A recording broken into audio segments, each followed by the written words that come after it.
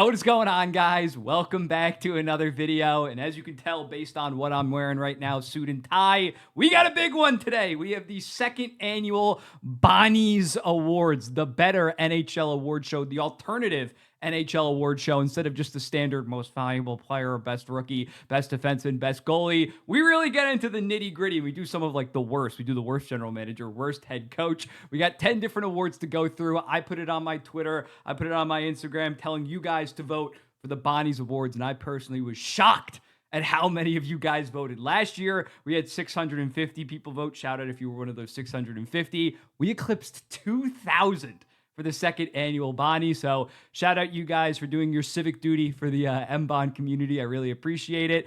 And yeah, our 10 different awards. The first award that we're going to be going over is the Thompson, named after Tage Thompson, for the most improved player. Then we got the opposite of that, kind of, the Scott Gomez, a guy that falls off in their early to mid 30s, kind of out of nowhere. The Clarkson, named after David Clarkson, the worst unrestricted free agency signing from the summer of 2025. On the flip side of that, we got the Hossa, the best free agency signing from the last offseason. The Slavin, the best defensive defenseman. Jacob Slavin will not be eligible this year considering he missed like half of the year. Then we got the Cheechoo, named after Jonathan Cheechoo, who of course won the Rocket in 2006. This is the outlier of the year award, a season that's just probably not going to be repeated by a guy that's in like his late 20s, early 30s, kind of out of nowhere. The Quinn, named after David Quinn, for the worst head coach that season. You need to coach at least 50% of your team's games. You don't get it if you're fired after like 10 games. The Mike Milbury, the worst general manager of the year, famously named after Mike Milbury,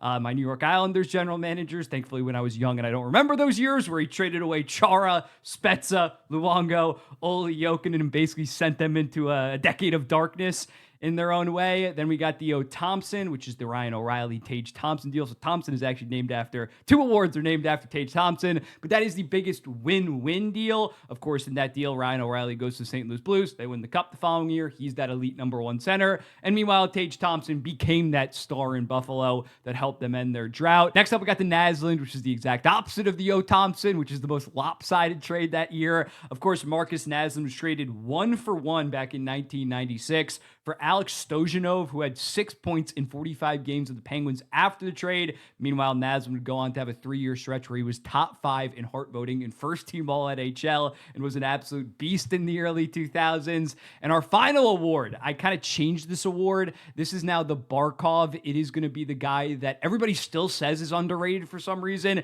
even though everybody has known for the last like 2 to 3 years that they are an extremely elite player, like how Barkov was still like 2 to 3 years ago. Somehow people called him the most underrated player in the NHL, even though everybody had him in like their top 15 at that point. So those are our 10 awards for the Bonnys. But first, we have the Thompson. The inaugural award winner for the Thompson Award was Alexi Protas last year after taking that huge jump in production. Kind of came out of nowhere, really just put it together. And this year, Macklin Celebrini is our Thompson Award winner.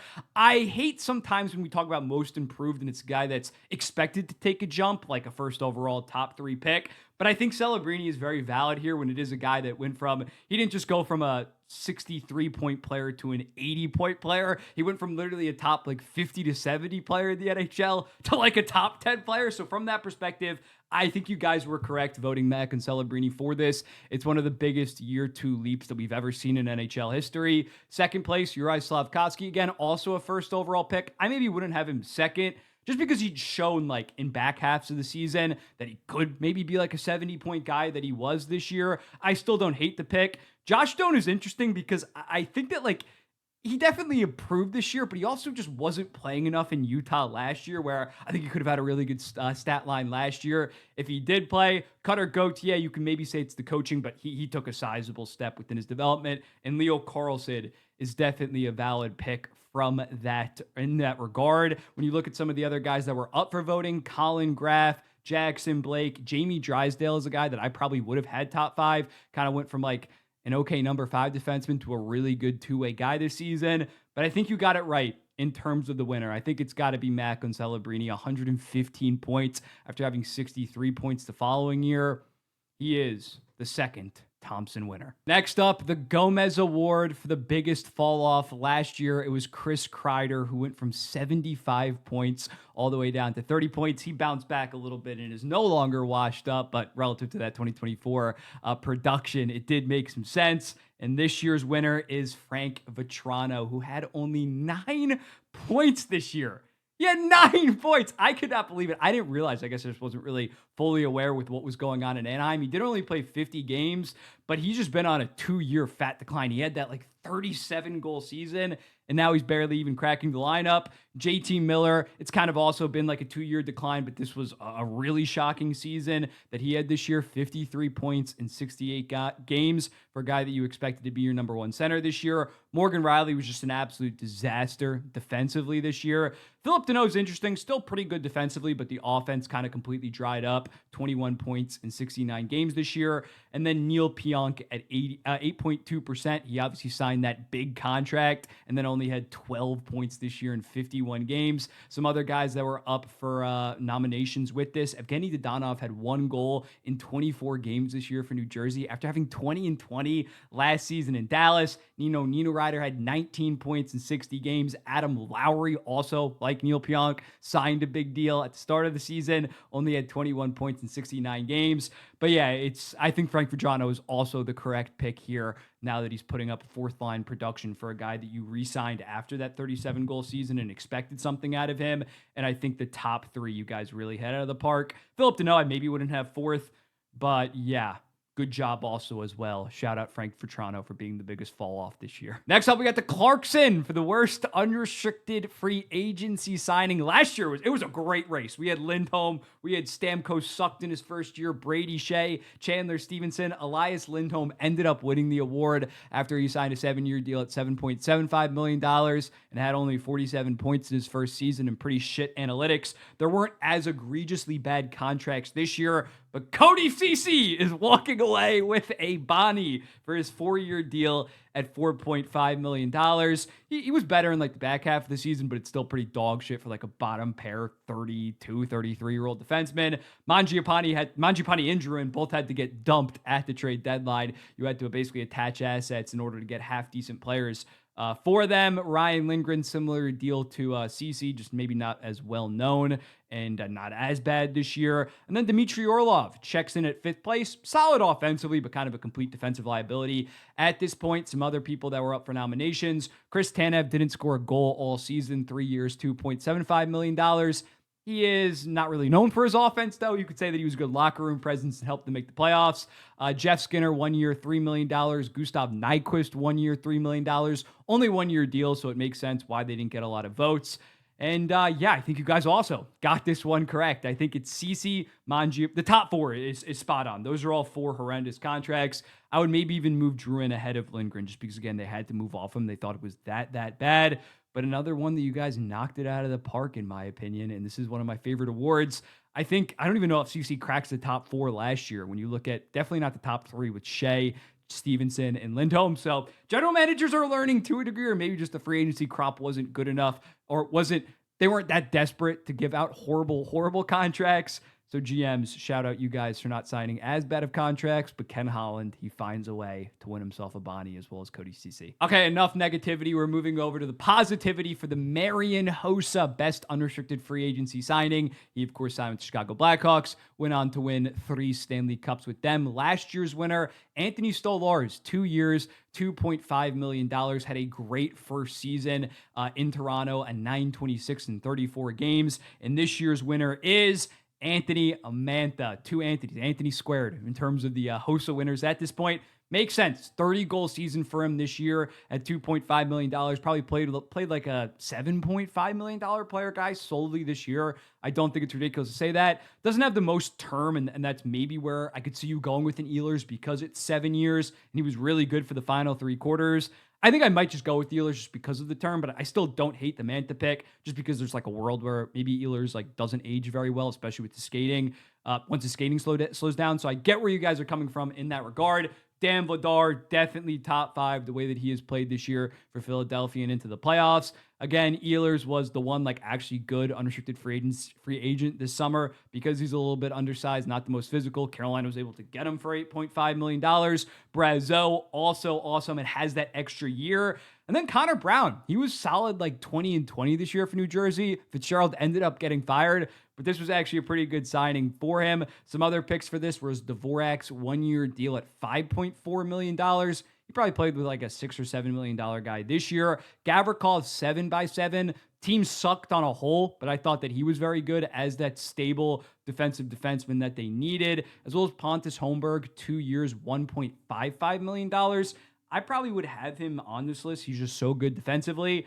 But yeah, I can respect the Mantha pick. I'd probably just have Mantha and Ehlers swapped because of the years, if that makes sense. But again, I agree with most of your voting. Now let's move over to the Slavin. Slavin doesn't need some grand introduction. It's named after Jacob Slavin, who's been the best defensive defenseman for the past decade. He won it last year, but we have a new winner because Slavin only played like half the year this season. Moritz Seider gets the respect that he rightfully so deserves. He's probably not even going to finish top 5 in terms of the Norris because they don't really care about defense that much. But yeah, what he did in Detroit this year was remarkable from a defensive perspective. Miro Heiskanen gets a lot of respect. Another guy that's top 5 on my Norris ballot. Not going to be top 5 on a lot of people's because he doesn't have those amazing point totals. JJ Mosier, amazing first half of the season. He's probably the favorite to win this award. Artem Zub, Mr. Consistency in terms of a defenseman. And Esa Lindell also getting a lot of respect. Other nominees for this award were Connor Murphy, Adam Pelech, Gustav Forsling, Jonas Brodin, Colton Parayko. I think you guys knocked this out of the park. I would have those two guys as the top 2. I would maybe have Lindell 3. No disrespect to JJ Mosier. I just really like Esa Lindell. But yeah, it's always tough to kind of judge defensive defensemen, but I think the top 2, considering the minutes that these guys handle and the way that they excel defensively, very good job. You guys are killing it thus far. Okay, next up, the Cheechoo Award. Jonathan Cheechoo, for you youngsters, he won the Rocket Richard in 2006. It was basically out of the league like 2 to 3 years later, kind of out of nowhere, playing alongside Joe Thornton, kind of propped up by Joe Thornton, who was traded to the Sharks during that season. Last year's winner, you guys knocked it out of the park. Ryan Donato, when he had 31 goals, 31 assists for 62 points. Fast forward a year, he only had 15 goals and 15 assists. Shocker, he did not repeat it. We got this year's Cheechoo winner and Darren Radish. This was kind of a going. This was the largest win among anybody in the Bonnys this year at 62.3%, considering he had 70 points this year in 72 games. He was amazing. I think if he re-signs in Tampa, he could have like somewhat similar seasons. I'm not sure like this level, but probably like 55 to 60 point years. If he goes somewhere else, like I always say, like Seattle's going to sign him or some shit, yeah, he's probably going to fall off a cliff and be like a 40, 45 point defenseman. So I think you guys got that right. Some of you guys are still doubting Morgan Geekie. I had to put him on here. He had a great year, 39 goals this season. Brandon Bussy's weird because he won a lot of games, but his actual stats like weren't that impressive. He had an 894. So I think he could repeat that. Will he go 31, 6-2? I don't know about that. Bobby McMahon had 29 goals. I would have him probably number 2. Considering he's 30, 31 years old. I'm not sure he's going to be able to replicate that insane run that he had with Seattle Kraken at the end of the year. Dan Vladar, I think, is going to be solid, but I understand you guys being like, you're only 3.7% of the vote, but I can see you guys being like, he's probably just going to go back to being a 1A, 1B. That's definitely valid. But as I said in a previous video, I was shocked to learn that he's 28 years old. I thought he was like 31. I thought he was way older than he actually is.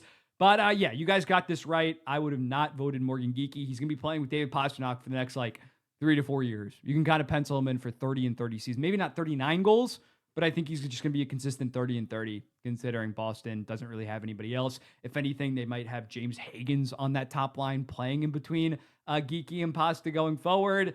So yeah, the other nominees were Sam Malinsky. He was the guy. There were 6 nominees total. I didn't want to put Sam Malinsky. Someone suggested it. I think Sam Malinsky's a beast. I think he's going to repeat this season. He barely got any votes, though, so you guys were right in that regard. Let me know in the comments if you think that there's anybody that should have been on here that I missed. But again, I think you guys picked the winner. Correct again. Now we move over to Coaching Award. The worst coach, the Quinn, named after David Quinn from his run with the New York Rangers. And funny enough, he was back on the New York Rangers bench this year as an assistant for Mike Sullivan. So no wonder the Rangers stunk this year. And actually last year, the first ever Quinn Award winner was Peter Laviolette, who took the Rangers, although he was the coach of their President's Trophy team. They fell off an absolute cliff, had like a 30-point drop last season. It was a disaster. The locker room fell apart. They just looked like absolute shit. And this year's Quinn Award winner, really not going to shock anybody if we're going to be honest. It's Craig Berube. The Leafs were a safe playoff team the last almost nearly a decade. They missed this year. They're a complete disaster. One of the worst teams in the Eastern Conference. Yeah, I think he's got to be the clear pick. Jim Hiller maybe has an argument, but again, at least he had the Kings somewhat in the playoff race. They weren't a complete train wreck. Adam Foote's tough because once they traded Quinn Hughes, they were easily the worst team in the NHL, at least on paper, and then they just continued to strip away. I think he's a bad coach, but I think he's a good coach for the Canucks next season to kind of tank it up. Sheldon Keefe at 15.4% kind of surprised me. I don't entirely blame him for this season in New Jersey. He definitely wasn't part a plus, a benefit for them. But I think that it's more so on the players like Luke Hughes, like Dougie Hamilton, like Timo Meier, then say Sheldon Keefe, and then Lane Lambert, a sizable drop off at 5th place. Yeah, he didn't really have much to work with. It's like his years in the Islanders just didn't really have that talented of a team. Chris Knobloch missed it by 0.1% with Lane Lambert. Ryan Huska I thought would get more votes. He didn't end up cracking it. And this is our top 5 for the Quinn, a clear pick. And Craig Berube, like last year, Peter Laviolette was a clear pick. Okay, next up, I have what I think is everybody's favorite award, the Mike Milbury Award, just trashing on the general managers that just have completely trashed and made bad moves for their respective teams. Last year's pick was an absolute runaway. It was Barry Trotz. After they made the playoffs in the 2024 season, he decided to go all in on this core, brought in Stamkos, brought in Marchessault, Brady Shea. They completely regressed and only had 68 points. This year's winner, also kind of obvious. Another guy that made the playoffs the prior season, then the team fell off a cliff. Shout out to the Leafs for taking the worst coach and the worst general manager award. Steve Yzerman checks in at second. I think he would have, if he just didn't make the Falk deal, I'm not even sure he's in this top 5. That deal is so bad. It is so bad. He also traded Tarasenko for future considerations. Then Tarasenko kills it in Minnesota.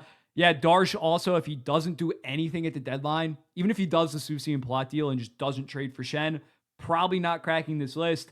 Ken Holland, absolute terrorist. When you look at what he did with Cece, when you look at what he did with Jordan Spence, horrible management by them. Chris Drury, team just kind of imploded. The team that he built, it's been not good. The Panarin deal, not good. So I guess you can say Ken Holland made a good deal with Panarin, but they're also down 3-0. They're not a Panarin away from contending at a high level. Yeah, these general managers are just old heads. I know some of them aren't actually old, but Darsh, Drury act in a way that an old head would act. And as a result, these teams are in kind of shit positions. And honestly, this is probably the deepest category. You look at 2 guys, Kevin Cheveldayoff. I don't know who you would replace from this top 5. That's how strongly bad this top 5 is. But he let Nikolai Ehlers walk, and maybe he just wanted to go. But you bring in Jonathan Toews, the 37-year-old guy that hadn't played in 2 years. You give him this insane bonus structure where it ends up being $5.5 million against the cap. He's a 4th-line center. You bring in Gustav Nyquist, who had already started to fall off a cliff. He was shit for $3 million. Yeah, it was just really bad in Winnipeg. They go from the President's Trophy to missing the playoffs. And then you also, of course, have Tom Fitzgerald. He gave Luke Hughes that big deal. He re-signed Markstrom for some reason, 2 years, $6 million. The Devils were a disaster this season. You could say that the Connor Brown deal was good, though. You voted him 5th in terms of the best unrestricted free agency signing. Patrick Alvin was another candidate for this. I think that for him, it's more of what has happened the last 2 years that led to this season. It wasn't solely a disastrous offseason this year, although the Demko deal was pretty bad. Re-signing Besser, you probably should have traded him at the deadline, but you re-sign him. And that deal doesn't look good. But yeah, 7 legit candidates for the worst general manager in the NHL. What a goddamn race. This must have been tough to vote on. Okay, next up, Theo Thompson, the best win-win deal. Last year's winner was the PLD for Kemper swap. We thought those are 2 of the worst contracts in the entire NHL. PLD goes to Washington, 66 points, awesome defensively. Washington wins their division. Meanwhile, Kemper goes to LA, a 921, and was a Vezina finalist. It's not Thompson for O'Reilly level, but that is one of the best win-win deals of recent memory, at least for the following season. Meanwhile, this year's winner, is the Dobson deal this offseason, where they got the 16th and 17th overall pick, as well as Emil Heineman. Of course, took Eklund, who was very good in the SHL and very good in the AHL when he came over, as well as Kashan Aitchison at 17th overall. Heineman ended up finishing with, I think, like 21 or 22 goals. Solid bottom sixer going forward. Meanwhile, Montreal got their top pair right-handed defenseman. He had like 50 points this season, a lot of which at even strength, one of the even strength leaders among defensemen. So that makes a ton of sense. Both teams kind of achieved objectives, although the Islanders would go on to trade for Braden Shen. We don't need to talk about it. We're not doing the Braden Shen again. We're not bringing that up. Actually, that's going to be involved in the next award, but I want to talk about that as least as I have to. Then in second place, it was a clear 1-2 race. Quinn Hughes for a first, Rossi, Ogren, and Boyum. Win-win. Vancouver entering this aggressive rebuild when they decided to trade for Quinn Hughes. I like this deal for them, just considering that they could have done something stupid where they go for like a 24, 25-year-olds that can like keep them somewhat competitive. They went the full rebuild route. Carlson for a first. Washington was out of a playoff spot. Identified, we're probably not going to re-sign this 35, 36-year-old. Let's get a first-round pick. Meanwhile, Anaheim now up. When I'm recording this 2-1, it's Sunday. Maybe they're up 3-1 or it's tied right now. But he's been very good for Anaheim. Kadri, fourth for a first and a second. Win-win. Calgary rebuilding. Didn't have to retain a ton of money on that trade. Colorado gets a very good player at $5.6 million for the next couple of years. And then Connor Murphy for a second. Good defenseman for the Edmonton Oilers. And meanwhile, for the Chicago Blackhawks, they have Leshinov. They have Renzel. When looking at other candidates that I put on the list for this, we also had the Coyle and Miles Wood deal for Brindley, a second and a third. That's a solid win-win. We got Bobby Brink for David Juracek. Juracek's been playing really good in the AHL for the Philadelphia Flyers. Brink's been a solid depth piece. And yeah, that's it in terms of the Thompson. I think the top two is pretty clear. I'd probably go with actually the Hughes one, number one, just because, again, the way that the Islanders ended up like kind of fumbling it and they're in this weird spot. Meanwhile, Vancouver, Rossi, Ogren, and Boyum were all good at the NHL level, and you have another first-round pick coming this year. I think there's still a lot more uncertainty with the Dobson deal. I still like the deal, but that would probably be my number one. You could maybe even convince me that Carlson for a first might be number two, just because I really like that Washington was like, we're good. We got Cole Hudson coming up as another offensive defenseman. We're going to move off you. We're going to get, if Anaheim ends up not making the Western Conference Finals, that pick's going to be like 19th overall. So it's a pretty valuable pick. So yeah, I think that the top three you guys got right. I would go Hughes, Carlson, Dobson, and then Kadri and Murphy. But still, very good job by you guys. Now we're going to look at the most lopsided deals. Okay, now we got the Naslund for the most lopsided trade. And last year's winner is everybody's favorite deal, everybody's deal where they were just shocked in the moment and it somehow aged even worse.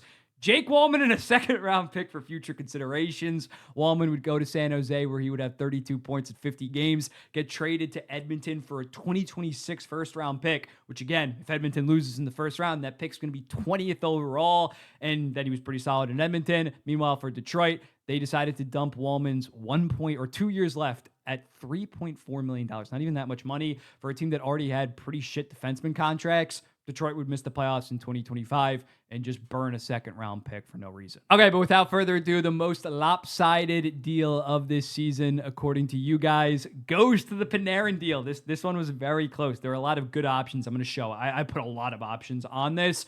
But yeah, the Panarin for Green Tree in a third. I understand when you factor in the context of the no movement clause, it makes it not as bad, but just purely on paper, Panarin, who's still an 85, 90-point guy, and he was able to get locked up on a 2-year deal, $11 million. For Green Tree, he was like a B-plus prospect in a third, but that third could turn into a second if LA comes back from down 3-0 right now. Obviously not going to happen. Makes sense why that checked in at first. The Falk deal, if the Detroit Red Wings end up jumping in the lottery, this would definitely become number one. But yeah, giving up a first, an unprotected first, when you're only in the playoffs by like 2 or 3 points at the time, for Justin Falk, whose contract is not very good, another year at $6.5 million. That's a disaster. The Zegras one, I thought the Zegras one would be a little bit higher. Paling is like a decently valuable player and a second and a fourth, but still, Philly clearly won that one sizably. We don't need to talk about that fourth one. I've already talked about it a little bit. You know my thoughts on that if you watch this channel at all. And then in fifth place at 9%, Jari for a second, Skinner and Kulak. Skinner was just straight up better the rest of that regular season. Jari ended up losing his starting job to Connor Ingram. A complete disaster. I'm just going to show you like the other options that I had because I had so many options listed. The one that I think you guys are actually, I just completely disagree with. I think this one should maybe even be number one. is the Spence for a third and a sixth. That was insane. Spence immediately at 24 years old was a good second pair right-handed defenseman kind of, and took over, helped them make the playoffs by being like their number one down the stretch for a third and a sixth, and he was only making 1.5. This would be my number one. This would literally be my number one. Other ones that I think Tarasenko for future considerations, not like backbreaking, but just like really bad. He ended up like bouncing back immediately. Other picks, yeah, I think like you guys, the five that you guys picked would be in like my top seven. Michelli for a third was pretty lopsided. I know he wasn't working out in Utah, but that ended up being really good. Arvidsson, this is a deal where I thought, oh my God, Edmonton's so smart for dumping him. He goes on to have like 49 points in 68 games this year.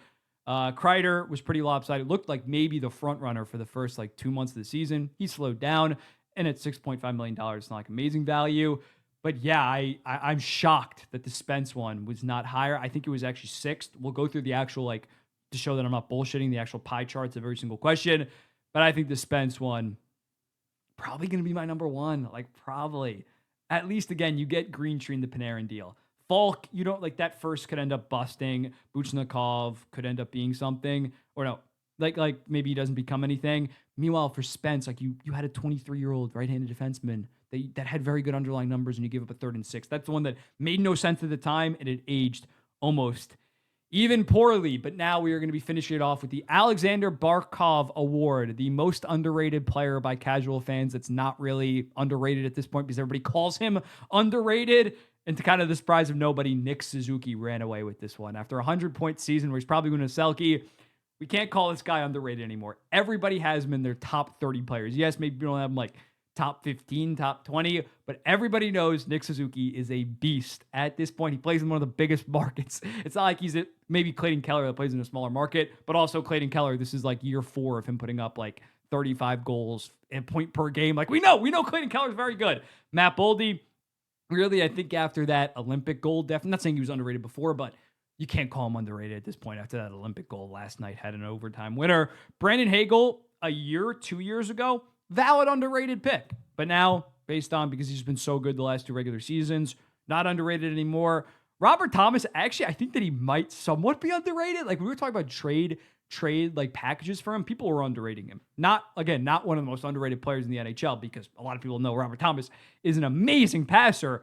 But in terms of stars, I do think that he is maybe the one guy that you could say is still underrated. The top 4, though, no. Other guys that I had on this, Gustav Forsling a year ago, I think this time, probably would be my pick for this award. Jesper Bratt, like 2 years ago, after his like second point per game season, probably a favorite for this. At this point, I think people respect him. Adrian Kempe, I also had on the ballot, but this ended up being your top 5 for the Barkov. Okay, now it is time to go through all of this to show you that I'm not lying about my rewards. I'm not biasly altering the results. And if I did, you wouldn't have Shen on that worst trades. As you can see, Celebrini really ran away with it. The Gomez, it was a 2-man race. The former Ranger and the current Ranger going at it. The Clarkson Award, CC won pretty handily. The Hossa, Mantha. Again, I maybe would have had Ehlers. The Slavin, Moritz Seider almost getting 50% of the vote. A dominant Cheechoo performance by Darren Radish. The Milbury, some competition, but Brad Living, what he's done the last year is scary shit. Craig Berube, and then a really close race for second place. Marcus Naslund Award. This one was very close. The O'Reilly Thompson shout out to my Islanders faithful for saying that was a win-win for all of us. And then Nick Suzuki running away with the Barkov. Thank you guys so much for watching this video. I hope that you guys enjoyed it. Can't wait for next year's Bonnys. Let's hope for another 3x growth, 6,000 votes. That's the goal. Let me know in the comments if there's any awards you want me to add to this going forward. Last year, I think I had the Barkov, but it was an actually underrated player, and I decided it would be way funnier to do like what Barkov has turned into, a guy that's not underrated at all, but for some reason everybody screams that he's fucking underrated. But yeah, let me know in the comments. What do you think? I'll be seeing the next one. Peace.